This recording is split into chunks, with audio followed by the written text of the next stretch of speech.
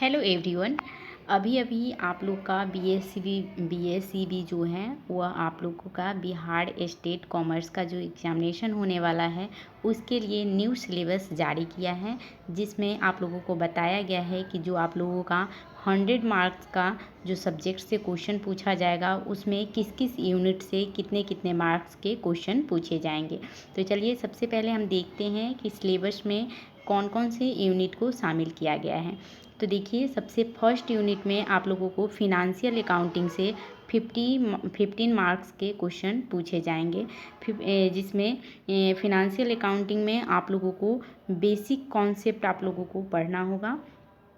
ठीक है, इसको देखिए, इसमें आप लोगों को बेसिक कॉन्सेप्ट पढ़ना होगा, जैसे कि अकाउंटिंग प्रिंसिपल, बुक कीपिंग, फिर subsidiary book, journal, ledger, trial balance, principle of accounting.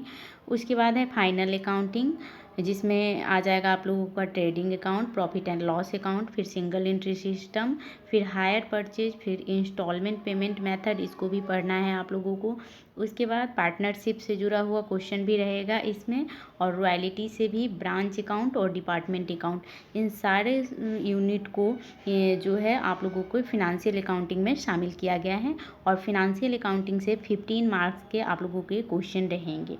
उसके बाद सेकेंड यूनिट जो आप लोगों का डाला गया है ऑडिटिंग का, ऑडिटिंग से आप लोगों को 10 मार्क्स के क्वेश्चन रहेंगे। ऑडिटिंग में आप लोगों का ऑडिटिंग का इंट्रोडक्शन पढ़ना है, मीनिंग, ऑब्जेक्टिव। उसके बाद ऑडिट का प्रोसीजर पढ़ना होगा, ठीक है, vouching, valuation of the verification, assets, liabilities, और audit report type, company audit, qualification and the disqualification of company audit, और राइट, ड्यूटीज, ये सब कंपनी ऑडिटर का पढ़ना रहेगा। उसके बाद audit of the education institution not profit company, इसको पढ़ना है, ठीक है। और जो ऑडिटिंग है इससे आप लोगों को 10 मार्क्स के क्वेश्चन पूछे जाएंगे। उसके बाद बिजनेस लॉ थर्ड यूनिट में शामिल किया है बिजनेस लॉ को। बिजनेस लॉ से भी आप लोगों का 10 मार्क्स का क्वेश्चन रहेगा। बिजनेस लॉ में जो आप लोगों का ग्रेजुएशन का बुक है वह बिजनेस लॉ में आ जाएगा, ठीक है। तो इंडियन कॉन्ट्रैक्ट एक्ट 1872, उसके बाद सोगा एक्ट पढ़ना है, यानी सेल्स ऑफ गुड एक्ट, इसको पढ़ना है। उसके बाद इंडियन नेगोशिएबल इंस्ट्रूमेंट, ठीक है, इसको पढ़ना है, टाइप ऑफ नेगोशिएबल इंस्ट्रूमेंट। तो चूँकि ये 11th में भी थोड़ा सा है इसका पार्ट पढ़ना, तो वहाँ से भी आप लोगों का कवर हो जाएगा।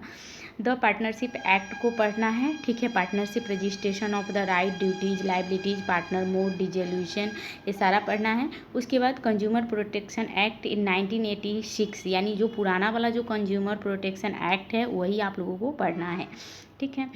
तो थर्ड यूनिट में ये पढ़ना है, और इससे 10 मार्क्स के आप लोगों के एग्जामिनेशन में क्वेश्चन पूछे जाएंगे। उसके बाद फोर्थ यूनिट में आप लोगों को पढ़ना है कॉर्पोरेट अकाउंटिंग। कॉर्पोरेट अकाउंटिंग में आप लोगों को आ जाएगा issue of share capital, for feature share, फिर जो आप लोगों का अमलगेमेशन कंपनी है, ठीक है, फाइनल अकाउंट ऑफ कंपनी, यह सब आ जाएगा। बैंकिंग कंपनी आ जाएगा, फिर इंश्योरेंस कंपनी, डिप्रिसिएशन, ये सब आ जाएगा, ठीक है। तो इससे आप लोगों को 15 मार्क्स के क्वेश्चन पूछे जाएंगे। तो चूँकि यह जो यूनिट है यह 12th के सिलेबस से मिलता जुलता है, तो यह आप लोगों का कवर हो जाएगा। उसके बाद कॉस्ट और अकाउंटिंग, तो कॉस्ट अकाउंटिंग से आप लोगों का 10 मार्क्स का क्वेश्चन पूछा जाएगा, जिसमें मीनिंग, ऑब्जेक्टिव, स्कोप। उसके बाद method of costing, element of cost, material use from storage, store, फिर क्लासिफिकेशन, एलोकेशन, ऑब्जर्वेशन और ओवरहेड से भी क्वेश्चन रहेगा। उसके बाद जॉब कॉस्टिंग, प्रोसेस कॉस्टिंग और कॉन्ट्रैक्ट कॉस्टिंग, इस सारे से क्वेश्चन आप लोगों के पूछे जाएंगे। और कॉस्ट अकाउंटिंग से आप लोगों के 10 मार्क्स के क्वेश्चन जो है वह पूछे जाएंगे। उसके बाद मैनेजमेंट, जो आप लोगों का मैनेजमेंट अकाउंटिंग है, इससे 15 मार्क्स के क्वेश्चन पूछे जाएंगे, जिसमें आप लोगों का आ जाएगा मीनिंग, नेचर, स्कोप, मैनेजमेंट। उसके बाद technique of the management accounting, फिर tools and analysis, financial statement, फिर स्कोप और सिग्निफिकेंस से पूछे जाएंगे। फिर रेशियो एनालिसिस से भी पूछे जाएगा। फिर comparative analysis, fund flow statement, cash flow statement, इससे क्वेश्चन पूछे जाएंगे। फिर सप्लीमेंट्री वैल्यूएशन टेक्निक से भी क्वेश्चन आप लोगों को रहेगा। ठीक है, उसके बाद जो 7वां यूनिट है वह है इनकम टैक्स। इनकम टैक्स से आप लोगों को 10 मार्क्स के क्वेश्चन रहेंगे, जिसमें कॉन्सेप्ट, ऑब्जेक्टिव टाइप, फिर डायरेक्ट इनडायरेक्ट टैक्स से भी क्वेश्चन रहेंगे, exemption of the income under section 10, फिर डिडक्शन अंडर सेक्शन 18। ठीक है, इससे भी क्वेश्चन रहेगा। फिर बेसिक कॉन्सेप्ट ऑफ जीएसटी, फिर जीएसटी से भी आप लोगों को क्वेश्चन रहेगा अच्छा खासा। ठीक है, तो इस यूनिट को आप लोगों को अच्छे से प्रिपरेशन करना पड़ेगा। ठीक है, जो कि पहले के सिलेबस में इनकम टैक्स को शामिल नहीं था। ठीक है, उसके बाद 8वां यूनिट जो है बिजनेस मैथमेटिक्स एंड स्टैटिक्स से है, और यहाँ से 15 मार्क्स के आप लोगों के क्वेश्चन पूछे जाएंगे, जिसमें mathematics for finance, simple and compound interest, basic calculation रहेगा, फिर मैट्रिक्स ऑपरेशन, बिजनेस एप्लीकेशन रहेगा, फिर source of collection of data रहेगा, फिर सेंट्रल टेंडेंसी से भी आप लोगों का क्वेश्चन रहेगा, और मेजर ऑफ डिस्पर्सन से भी रहेगा, कोरिलेशन से भी क्वेश्चन रहेगा, टाइम सीरीज से क्वेश्चन रहेगा, इंडेक्स नंबर से आप लोगों का क्वेश्चन रहेगा। और बिजनेस मैथमेटिक्स आप लोगों के लिए इंपॉर्टेंट होगा, क्योंकि इससे 15 मार्क्स के क्वेश्चन आएंगे। ठीक है, तो इस तरह से 100 मार्क्स में आप लोगों को यूनिट में बांट दिया गया है। इस यूनिट से इतने इतने मार्क्स के क्वेश्चन पूछे जाएंगे। तो चूँकि अब आप लोगों का जो सिलेबस है वो काफ़ी वास्ट हो गया है, चूँकि जो नेट का सिलेबस है वह बिहार बोर्ड ने कहीं ना कहीं अपने साइट पे जारी किया है, तो अब कहीं ना कहीं एग्जामिनेशन जो है थोड़ा टफ हो गया है। ठीक है, और चलिए हम देखते हैं कि हम 50 मार्क्स में क्या रहेगा। तो 50 मार्क्स का चेंज नहीं किया गया है, वही जो पुराना था वही है। इसमें टीचिंग एप्टीट्यूड से क्वेश्चन रहेगा, जिसमें टीचिंग लर्निंग रहेगा, ब्लूम का टेक्सोनॉमी रहेगा, उसके बाद लेसन प्लान से भी रहेगा, माइक्रो टीचिंग से रहेगा, इफेक्टिव इकोसिस्टम क्लासरूम से रहेगा, उसके बाद टेक्स्ट बुक लाइब्रेरी, उसके बाद टीचिंग एड्स से क्वेश्चन रहेगा, करिकुलम से क्वेश्चन रहेगा। ये सारा क्वेश्चन रहेगा 50 मार्क्स में, तो इसमें कोई खास चेंजिंग नहीं हुआ है। उसके बाद अदर स्किल्स से भी क्वेश्चन रहेगा, जैसे कि जनरल नॉलेज से क्वेश्चन रहेगा, इन्वायरमेंट साइंस से क्वेश्चन रहेगा, जिसमें पॉल्यूशन, फिर सॉइल वेस्ट, या फिर फ्लोरा एंड फोना, इससे भी क्वेश्चन रहेगा।